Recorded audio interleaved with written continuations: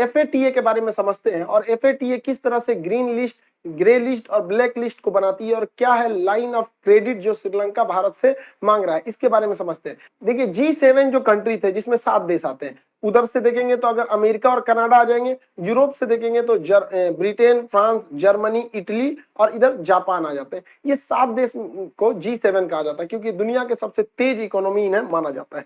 ये लोगों ने एक संगठन बनाया 1989 में जिसका नाम था एफएटीए, फाइनेंशियल एक्शन टास्क फोर्स, एफएटीए। इसका मुख्यालय पेरिस में है। साल में इसकी 3 बार बैठक होती है और इसमें अभी वर्तमान समय में 39 मेंबर हैं सब इसके। ये 3 तो लिस्ट जारी करती है। ग्रीन लिस्ट नाम से ही स्पष्ट है कि इसमें जो रहेगा उसे कोई भी प्रॉब्लम नहीं होगा।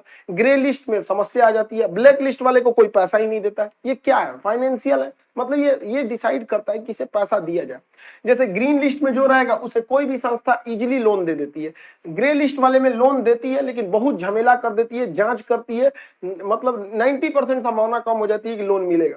और ब्लैक लिस्ट वाले को तो लोन ही नहीं मिलता है। अब जैसे मान के चलिए आप ही को लोन देना है, किसी को, कोई आपसे आया मांगने कि हमको 50,000 या 1 लाख रुपया कर्जा चाहिए, तो आप क्या करते हैं? किसी से पूछते होंगे भैया ये आदमी कैसा है, ये कैसा है, लोन दे देता है कि नहीं? तो आखिर आप अपने मोहल्ले में पूछते हैं। पता चला कोई जर्मनी से आया आपसे लोन मांगने कि हमको 2 लाख लोन चाहिए, आप किससे पूछने जाइएगा जर्मनी में कि कैसा आदमी है कैसा नहीं? आप तो सीधे मना कर दीजिएगा। तो या तो फिर उसको दीजिएगा, बिना जान पहचाने तो डूब सकता है। यही काम करती है एफएटीए। एफएटीए कहती है जो ग्रीन लिस्ट में है उसे आराम से कोई दुनिया लोन दे सकती है, वो पैसा लौटा सकते हैं, इसमें कोई दिक्कत नहीं है। जो ग्रे लिस्ट में उसको मत दो भाई, वो गलत आदमी है, मनी लॉन्ड्रिंग करता है, पैसे अटका देता है या फिर आतंकवाद को बढ़ावा देता है। अब ब्लैक लिस्ट वाला नॉर्थ कोरिया टाइप का किसी को देती ही नहीं है।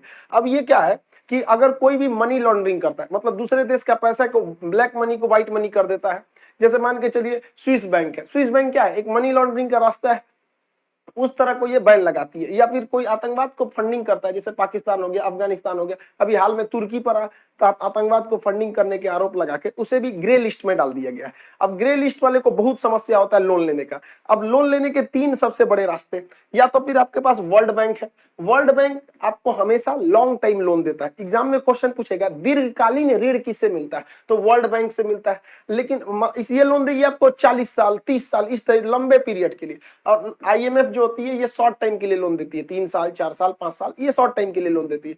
और एशियन डेवलपमेंट बैंक ये तो हर टाइप के लोन देते हैं सभी आप।